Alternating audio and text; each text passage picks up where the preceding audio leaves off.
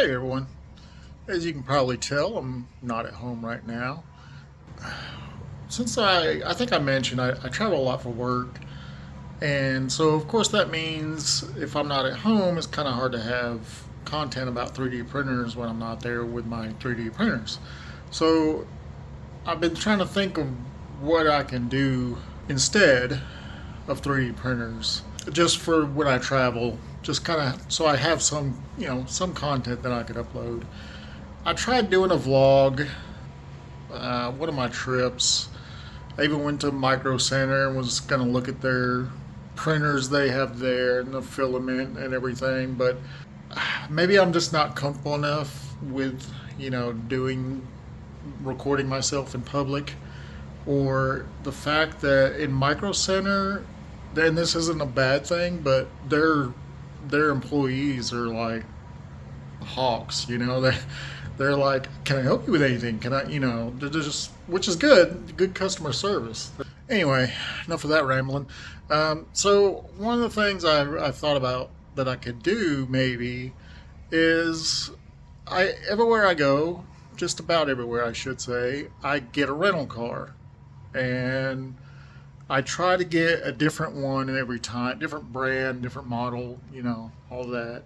So I was like, well, maybe I should do like somewhat of a review. Can't really count it as a review because it's only going to be like a day or two that I have the vehicle, and sometimes it's only like 20 miles that I'm driving. So this trip, it's a long drive, so I'm going to have a lot of time in the vehicle. I'm actually already drove 4.5 hours to get here, and I'm about to drive home. So anyway, let's get on the road, and I'll show you the vehicle, kind of give you a walk around, a walk through. I can't walk through it; it's not that big, but you know what I mean. All right, let's go. So this is the Volkswagen Taos, I guess it's pronounced, and it's a rental, so I'm not worried about the tags being seen. But yeah, this is a nice little SUV. Rides nice. It's quiet.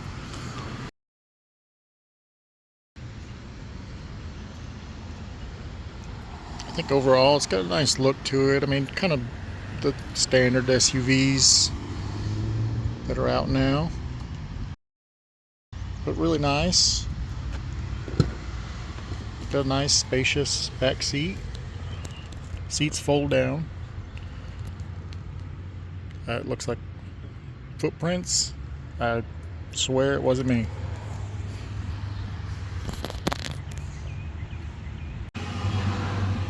Decent sized trunk area.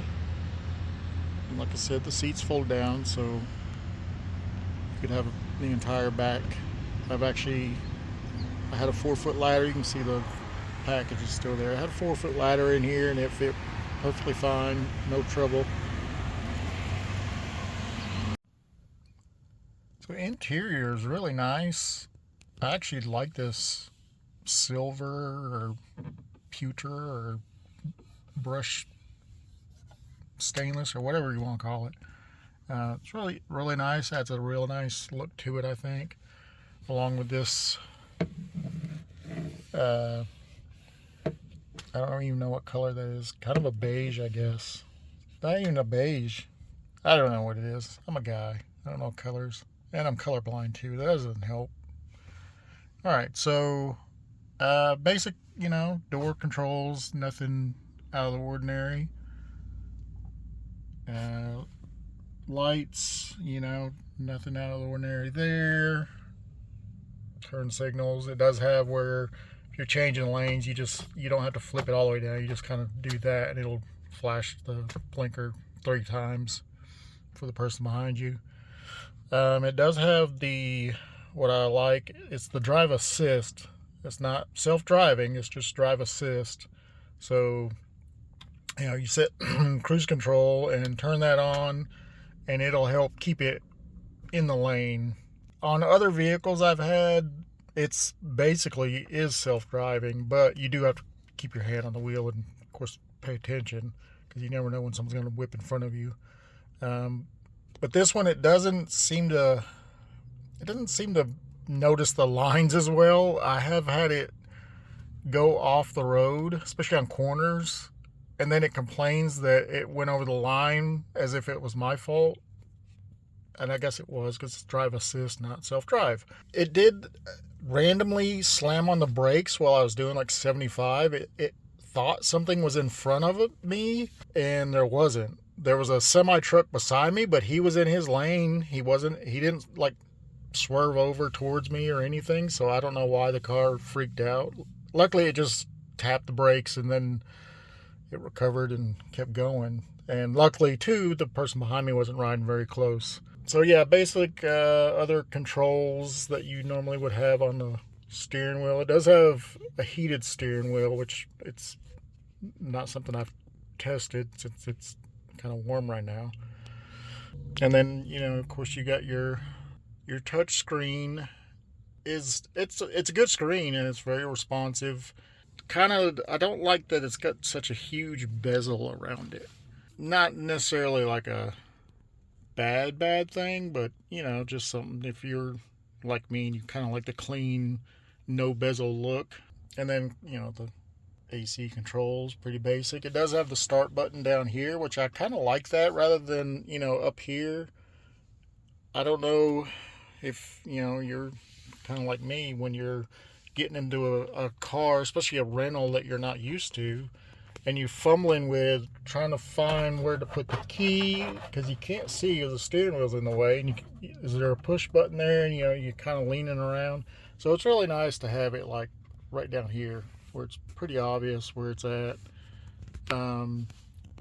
It does have different drive modes with the sport, and it's got the mountain, it's got winter, it's icy conditions mode, and then this one is custom. I didn't play with that, so I don't really know what that does.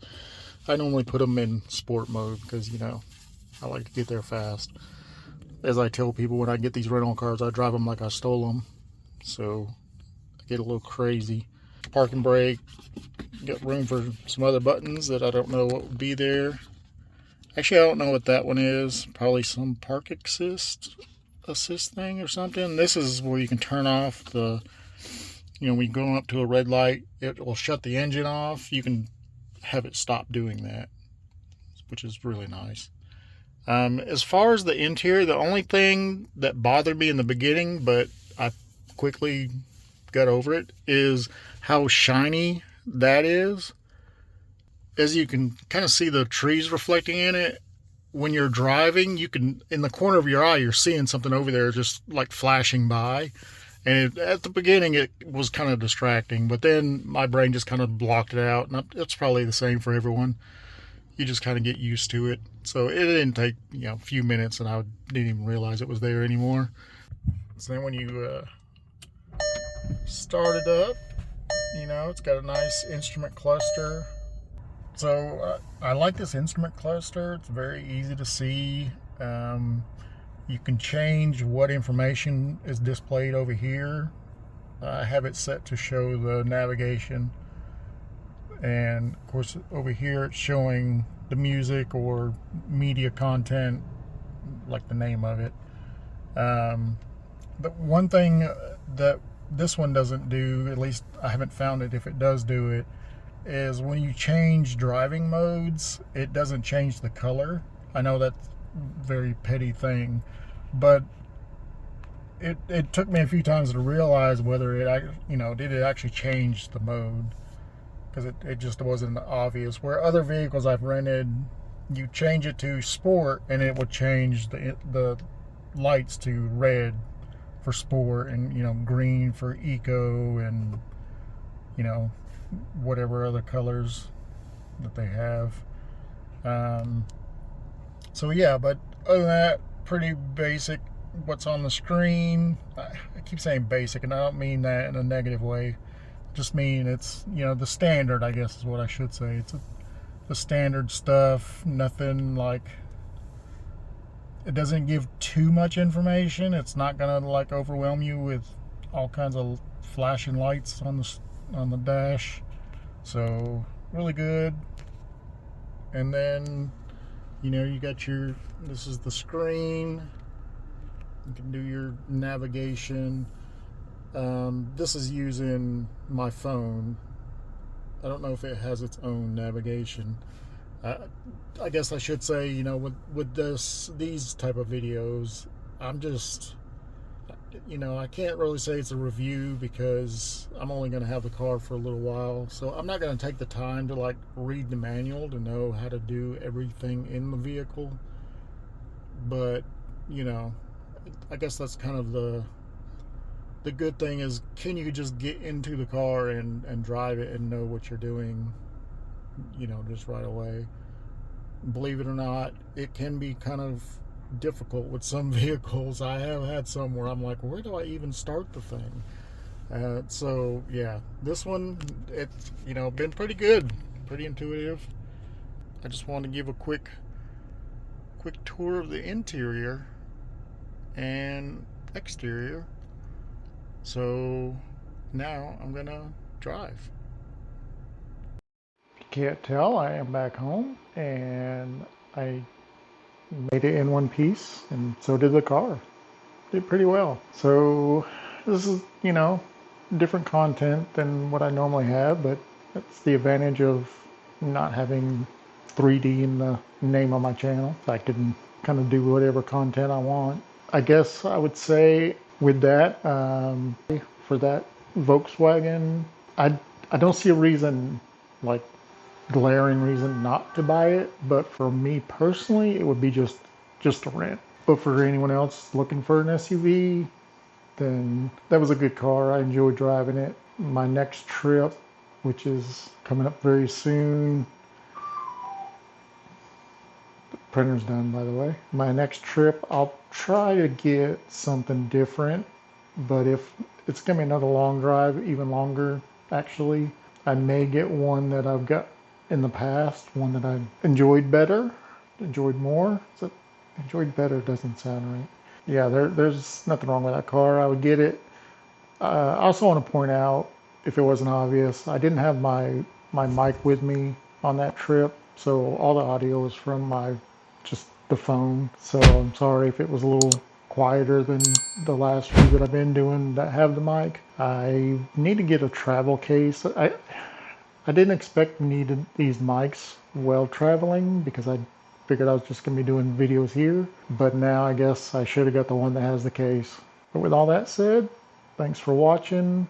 Like, subscribe, all that fun stuff. I hope to have more content like that, but also more 3D printer content coming. I already have some shorts scheduled. I do some of those ahead of time, especially when I'm going to be traveling. I like to schedule them, so there should be some coming out. Anyway, see you in the next video. Thanks.